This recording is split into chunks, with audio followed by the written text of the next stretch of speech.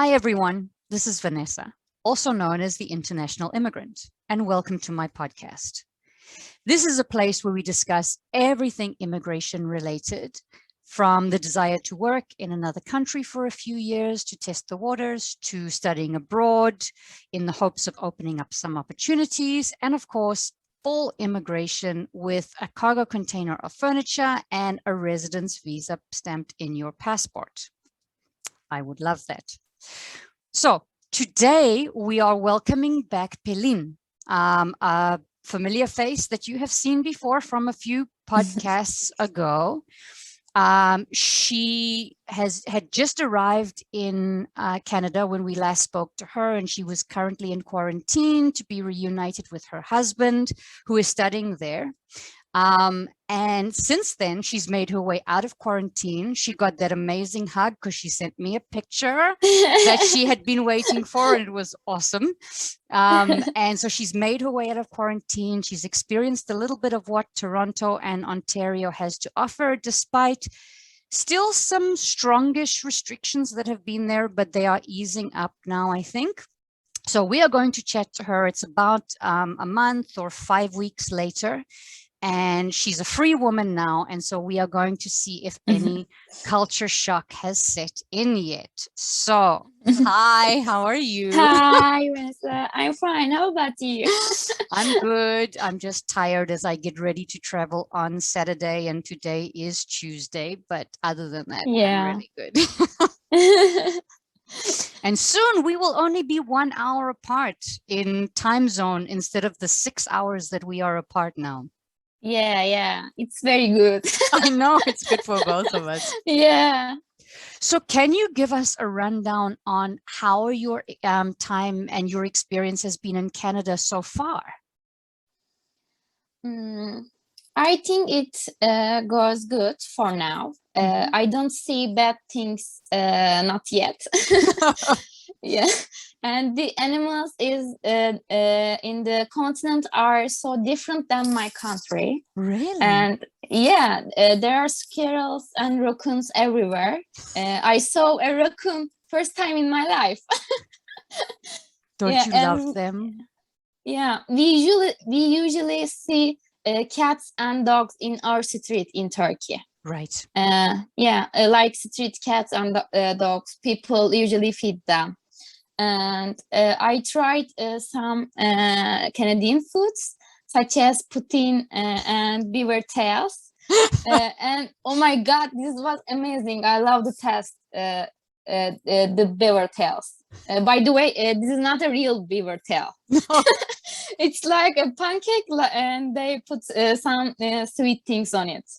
Right. So for everybody that's listening, poutine that Pelin mentioned is a very Canadian thing where they take French fries and they put like some gravy on them and then like cheese curds on the top. And beaver tails, they're kind of taste a little bit like a donut, right? They're like a very flat donut that they make in the shape of a beaver tail. Yes. And then they put like lots of powdered sugar on it. And then you can really go and become very, very, very fat. And you can have Nutella and bananas and sprinkles and anything that has sugar in it on top. Yeah, they are so good. Yeah. I love that. And my favorite is a strawberry cheesecake. Oh my God. Yeah. And I have seen some places, beaches and parks. I saw Woodbine Beach, and I went to a hike park and downtown. Right. And that's all right now. And then you also mentioned the animals and the squirrels, which I absolutely love. And anybody that has been looking at my Instagram channel before I started podcasting, you will see pictures of squirrels that I fell in love with. And then don't you love the raccoons? Like, for anybody who doesn't know what a raccoon looks like, please look at them because they have this cutest little things, little faces. Oh my God. One of them was eating some of my squirrel food one night, and I just heard like crunch, crunch, crunch, crunch, crunch in my window. And I looked over and there's this little raccoon face eating the nuts of the window. They're so cute. But I hear that they are a little bit dangerous. Look, I think any animal is dangerous if you frighten them or Yeah, if you try and hurt them. So yeah. raccoons, I think, generally have a relatively gentle nature. That's what I've seen. But if you get some idiots everywhere who want to frighten them or run after them, and then yes, they will go for you. What you need to be careful of is the skunks. You know the skunks? No. The black ones with like the white stripe down their back and the tails. And if they spray you, you have to basically burn your clothes because you can't get the smell out of your body. I know, yeah. That's who you need to, because when I was living in London, in Ontario, somebody unfortunately killed a skunk with the car, and the streets, the entire street smelled for 3 days. Oh my God. I haven't seen any skunk. Look, not yet. if you see the black ones with the white stripe, you just move very slowly in the opposite direction. Like just very slowly walk away. Like don't run, just very slowly walk away. I remember I was going to go for a walk one morning, and there was like a little skunk family that started to hang around the backyard, and I saw them when I put food out for the squirrels. I waited inside for 15 minutes until they had gone before I left because I was too scared that they were going to spray me. Oh my God, no. Okay, so watch out for the skunks. So have you experienced any culture shock yet? I think not really. I haven't experienced culture shock, not yet. It's been almost 6 weeks since I arrived to Canada, and because I have experience to live in another country before I said, and I live France and Poland. I mean Europe, and so I have observed there are similar things between Europe and Canada. Not too much thing, but there are several things. For example, stop the red light in traffic, using the pedestrian crossing, or keeping the environment clean. I mean, these are just basic rules, but I think very important things for living less stressful. Right. And there is a quiet life here, I think, just like in Europe. And I have just couple friends here. I don't know anyone yet. And I think that's why. And I'm not experienced yet. But in my opinion, when I find a job and start working, I will have the chance to experience the culture here, I think. Yeah, absolutely. And then and then sometimes you are just so amazed by what is culture shock for you. I mean, I remember going from South African culture to New Zealand culture, which is fairly similar in a lot of ways, and still experiencing culture shock with certain things. But one of the things that amazed me the most in North America. So first of all, in Turkey, do you drive on the same side of the road as you do in Canada? Yeah, it's like that, but people don't do that usually. People. No, what I'm saying is in Turkey, like in Canada, the driver sits on the left-hand side of the car, and the car is on the right-hand side of the road. But in South Africa, the driver. It's the same. It's the same. Okay, so I don't know if you have this in Turkey, but has your husband noticed the right on red thing yet? Like if you come to a traffic light that is red, it has red, that if you are turning right, you can use it like a stop sign and you can go. You don't have to wait for it to change. Have you noticed that? Yeah. And so it is not like that in any other country I have been in. The United States and Canada, you can treat a red light like a stop sign if you are turning right. but you Mhm. cannot do this in Mhm. any other country. So I loved that rule because I didn't have to sit Yeah. at the traffic light for so long. I remember in the Turkey same rule. Really? Yeah, we sometimes do that. Yeah, not usually, but we sometimes. Yeah, but that's If when we you, haven't yeah, but if you do that, light, it is we against can do that. against, Yeah. is it against the, no, in Canada, it's not against the law. In Turkey, it's the same, I think. Really? Yeah. I'm not sure, but yeah. Wow. No. And Mhm. then when I came back to South Africa, like 7 months ago, we're on the other side of the road. And so when I was getting ready to turn left, I had to keep reminding myself, you cannot do that. That is not a rule here. You have to wait for the traffic light to change.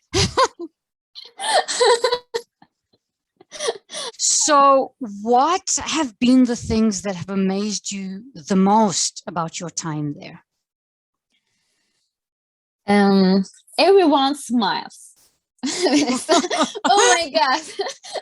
That is such an incredible thing, Vanessa. Wow. And yeah, definitely that amazed me too much. You know me, I smile too much and I like smiling. No, too much And is like a negative thing. You don't smile too much. You smile a lot, yeah. and it's Yeah. great. Thank you. And I like walking in the morning. So since I came to Canada, I do that. While I'm doing that, when I see someone and look at the person at our side, Mhm. they always smile back to me and contact me.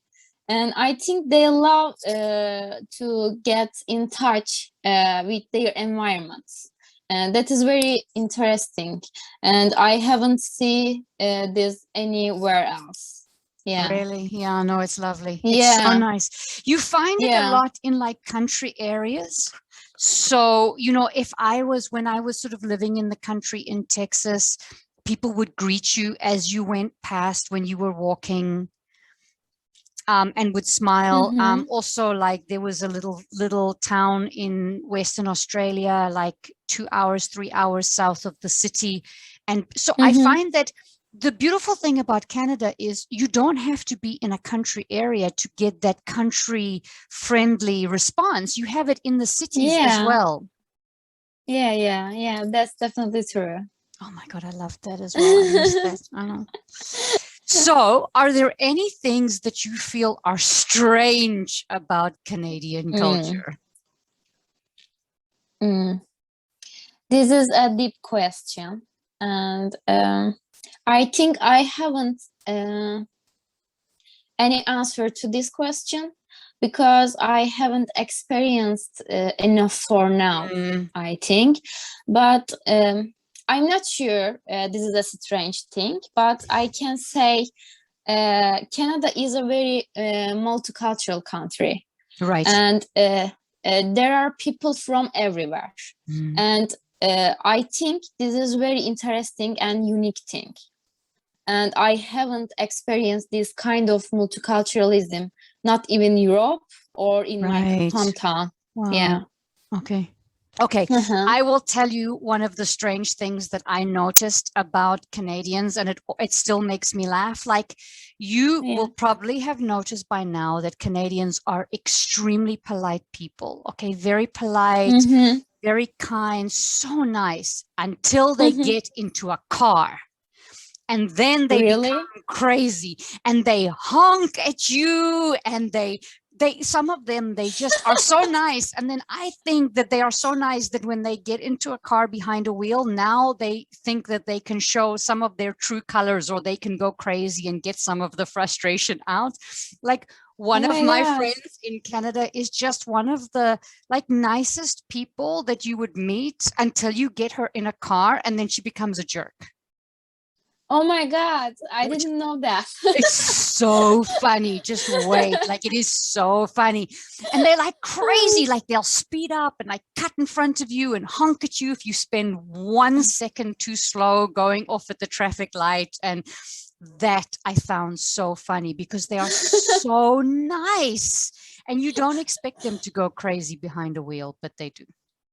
Yeah, that's interesting. Watch for it. Now you are going to watch for it. Okay. Okay, so let's just deviate a little bit. And I want to ask you, are there things that you are missing from home, from Turkey? Of course, I miss my family Yes. and my friends. And a very close friend of mine from high school got married just yesterday. Oh, and no. I couldn't be with her. Yeah. And I feel like it's just a challenge to be away from home. And I really already miss Turkish cuisine. Okay, I'm sure because I have heard that Turkish food is amazing. Yeah, it was amazing. Yeah. And Okay, I I'm love definitely the going to cook. have to buy some at Istanbul airport on Saturday. Yeah. I love to cook and I make Turkish food in home, like fruits or veggie, it doesn't matter. But almost everything is really different than Turkey. I don't know why. So it is what it is. Yeah. When you say everything tastes differently, you mean like maybe like the chicken tastes differently than the chicken in Turkey, not or chicken. just the spices or the flavors? Everything, or even like veggie, carrots or another Really? thing. Yeah. I don't know why. Yeah, look, I mean, it's a possibility. I mean, I think a lot of countries like Canada and the US, and I could be wrong here, I think they import a lot of stuff or they have different soil. I mean, Turkey maybe has a very rich soil, or you get a lot of farmers bringing in fresh produce into the city. There's not like fresh, like maybe you have noticed when you go to the grocery store, everything just looks perfect there and everything is like the right size and similar sizes. So, maybe it's the way that it's grown and farmed. Yeah, maybe. Yeah. Do you find that the flavors in Turkey are richer? Is that what it is? Like the flavors are rich? There's more flavor in things? I don't know.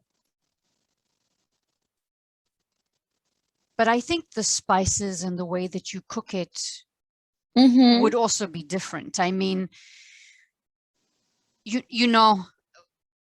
English food has been known internationally to be a little bit boring. Yeah. And a lot of other cultures will say it's a little bit boring. So it depends what you eat. Yes, we are the more boring side of cooking in some respects. And so if you go to other countries, you will find much more depth in flavor with what you are eating. But you know how to cook Turkish food. So even if it tastes a bit different, you probably still put those flavors in to make it taste a bit better. Yeah. Look, I noticed this when I went from South Africa to New Zealand. The chicken actually tasted different, like the chicken. And so I didn't know why. And I think what we ended up figuring out maybe is, I don't know, the way what they are fed and how they are fed. And I just remember the chicken was, and I kept thinking that the chicken that we were buying from the grocery store was off, like it was bad. And I was worried every time we ate chicken that it was bad, and it just two completely different flavors. Yeah, that's true. I agree with you. Oh my God. Okay. So, and you may not be able to answer this because as you say, you've been there 6 weeks, you've been out of quarantine for 4 or almost 5, but I'm going to ask the question anyway. And if you can't answer it, let me know. But what is the biggest difference that you have noticed between Canadian and Turkish culture? According to my observation, people aren't shy to contact with you in Canada. You mean to talk to you? Yeah. Okay. And as I said before, they usually look with big smile and talk with you at outside about regular topics, or they say just hey. Yeah. And yeah, I think this behavior a big part of Canadian culture. I think so. You are Yeah, correct. Yeah. yeah. People are satisfied and living with it, I think. And people in Turkey, people usually don't do that. Right.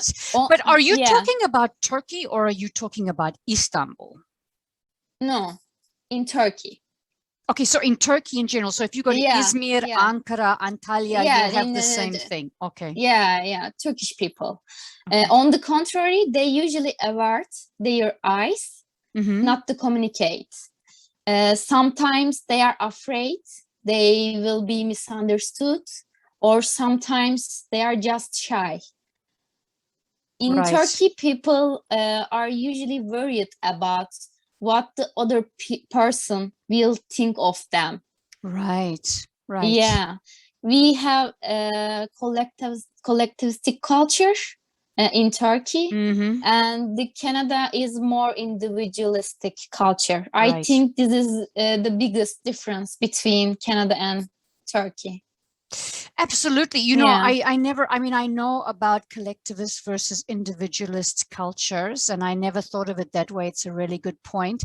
And at the same time, because of Canadian culture, they may also be a little bit concerned about what somebody else will think of them if they don't greet you, because they are such a friendly culture that it's almost like they will think, okay, this person is expecting me to smile and greet them. And if I don't do it, what will they think? And so maybe they also are a bit worried about what the other person will think. It's just a different way of doing it. Yeah. But yeah, I mean, you are right. I really did love that. Yeah, Turkish people, the same friendly and hospitality, but they usually do that the stranger or another country, from another country people, not Turkish people do Turkish people. Yeah. Okay, so you are saying that Turkish people are like that if they are greeting foreigners, if they are looking at foreign people. Okay. And just to sort of close up, you said that you are looking for work now, so you are getting ready to find a job. Yeah. Are there many positions that you can apply for? Are you finding enough positions to apply for that you could do? Not my profession, I think. I found a lot of job, but they are various. But you are legally allowed to work, so you can do anything, right? Like if you really needed to work, you could work in a Tim Hortons, or you could work doing something simple until you found another job. So this will not be a problem for you. Yeah, I couldn't find as a sculptor, but for example, I applied for portrait drawing or caricaturist. Yeah, like that. I applied like that position. Okay, very good. Very good. And look, I mean, you and I had a bit of a conversation before the podcast, and we were talking about they're slowly trying to open up. You know, there's still, I think, some concerns around schooling, and they probably don't know how to do things. So if you're looking for any art teacher jobs or anything in a school where you're helping in an art class, those won't necessarily be open yet. And some of those may come as it gets a little bit better with restrictions and opening up. I mean, you've been vaccinated, and everybody is getting vaccinated now. Yeah. I hope so. Well, it sounds like you are off to an amazing start. I am like super totally jealous of you. And you have to please just say hello to the squirrels and the raccoons for me, because I miss them so much. Yeah, of course. And thank you so much for agreeing to come on and update us how things are going. You're welcome. Thank you. And thank you all for listening. And if you are listening to this podcast and you want to see the video version, please go to my YouTube channel, International Immigrant, and subscribe and press the little bell so that you get updates and notified whenever I release a new video. Also, please head over to Instagram and follow me under international__immigrant. I'm going to be documenting my trip over to Mexico and my 48 hours of travel. So please head over there to check it out. For those of you listening to this podcast, please, if you enjoy it, leave a 5-star review and subscribe to be notified when I release new episodes. And from my international immigrant journey to yours, see you next time.